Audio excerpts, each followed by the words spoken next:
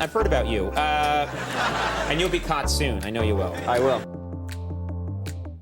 Number 10, Jennifer Aniston, Late Show with David Letterman.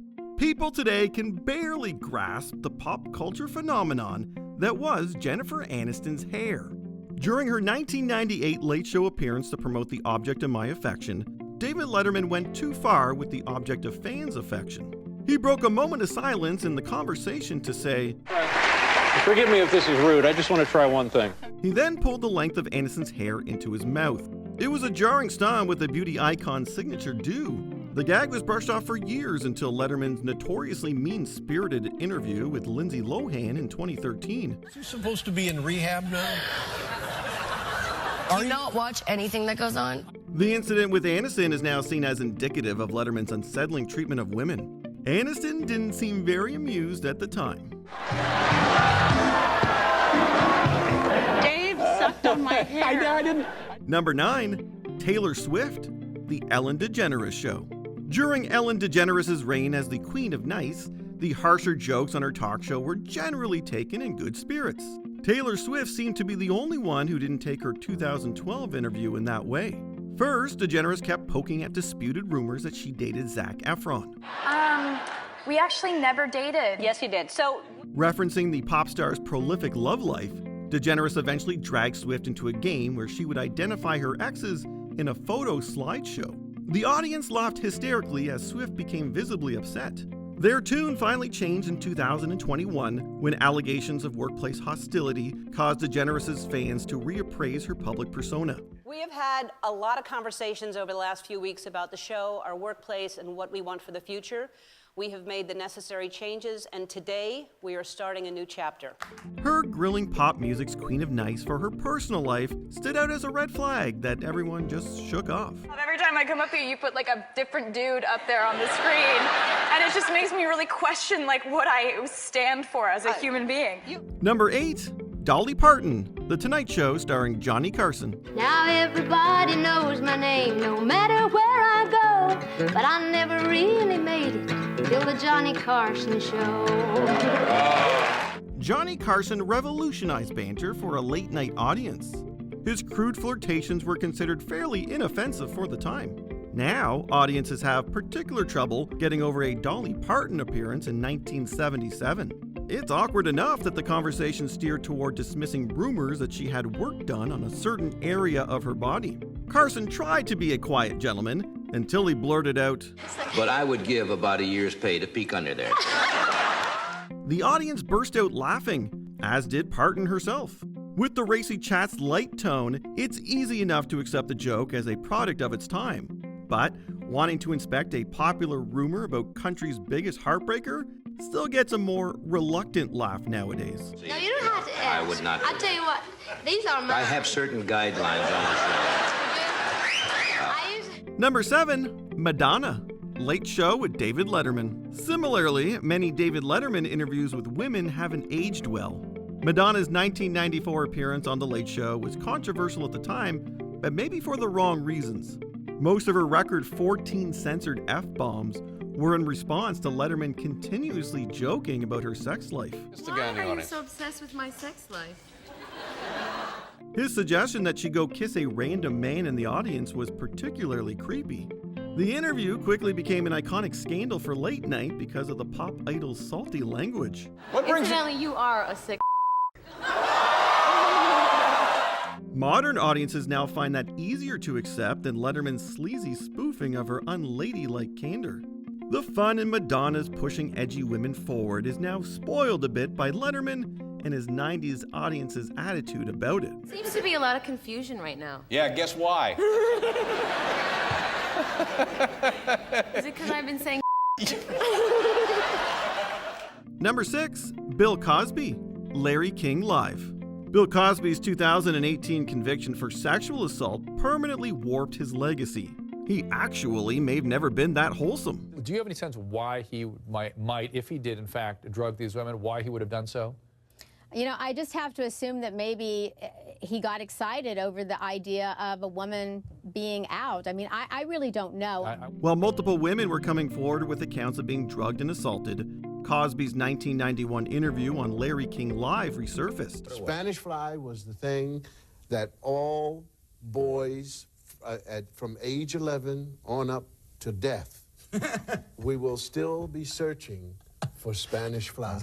The comedian bantered about the disputed aphrodisiac Spanish Fly and described slipping it in women's drinks to lower their inhibitions. It's hard to imagine anything humorous about these comments, even for the time. They were bad enough for the prosecution in Cosby's trial to push to have them admitted as evidence. This request was denied because Spanish Fly is not a sedative. Still, with the way Cosby talked about it, there's also more weight to his one-liner, "Hello, America." And the girl would drink it and she's yours. Hello, America. Number 5, Anne Hathaway. Today, Matt Lauer's sketchy interactions with women were seriously reappraised after allegations of sexual misconduct got him fired from Today in 2017. His 2012 interview with Anne Hathaway especially stands out.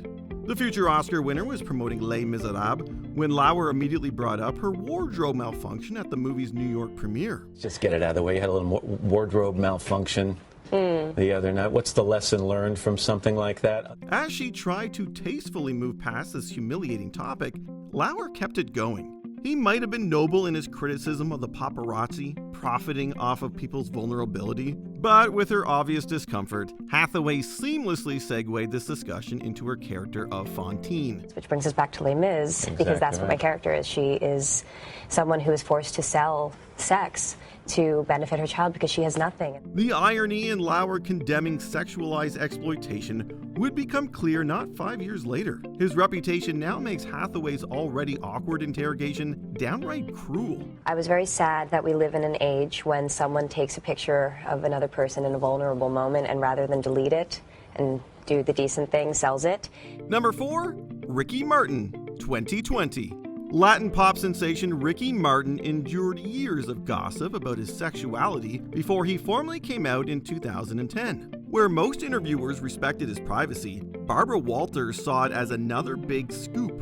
In an ABC interview in 2000, she accosted Martin about the rumors. She eventually asked him point blank to declare whether he's gay. Martin simply responded, "I just don't feel like it." It would be another 10 years before he was ready to tell the world his truth. Yeah, I felt that she was knocking like punch after punch after punch. It was really uncomfortable, to be honest. Really? But then again, I look at it and why didn't I say yes back then? Just say yes, I'm gay, who cares? You know what I'm saying? Right. Shortly afterward, Walters named trying to out him as the biggest regret of her career. Martin himself remembers the incident as permanently traumatizing. What once was an edgier-seat tabloid standoff is now widely condemned as a violation by a respected journalist. Number 3, Corey Feldman, The View. Clearly, Barbara Walters' confrontational interview style could dig a bit too deeply into personal lives. When Corey Feldman appeared on The View in 2013, she tried to bury an important subject deeper. I'm saying that there are people that were the people that did this to both me and Corey that are still working, they're still out there, and they're some of the richest, most powerful people in this business. The actor was promoting his memoir, Choreography, in which he alleges that many entertainment industry leaders sexually assaulted him when he was a minor. Friend and fellow victim Corey Haim's own allegations had been met with skepticism for years before his death. Even with Feldman's courageous confession, Walters responded with, "You're damaging an entire industry." Her victim blaming was immediately controversial, but the fuss soon died down. With the rise of the Me Too movement, Feldman's already uncomfortable scrutiny has resurfaced as a horrific stain on Walters' otherwise distinguished career. I am using this to draw a line in the sand, to say to the Hollywood community, we are better than this. Number 2, Danny Masterson, Late Night with Conan and O'Brien. Danny Masterson's history of sexual assault resulted in his conviction in 2023. This has permanently colored his legacy, as well as his off-color sense of humor. One joke during a 2004 appearance on Late Night is now particularly ominous. The star of that 70s show mentioned an impression of him by Bodie Elfman, whose go-to line was, "Hi, my name is Danny Masterson. Would you like to touch my balls?" Host Conan O'Brien appeared to be joking himself when he asked Masterson why he introduced himself that way. He ended the conversation with, "I've heard about you," and you'll be caught soon. I've heard about you. And you'll be caught soon. I know you will. I will. With Masterson's crimes going back to 2001, O'Brien might not have been joking. Either way, soon wound up being 19 years. I got busted for possession.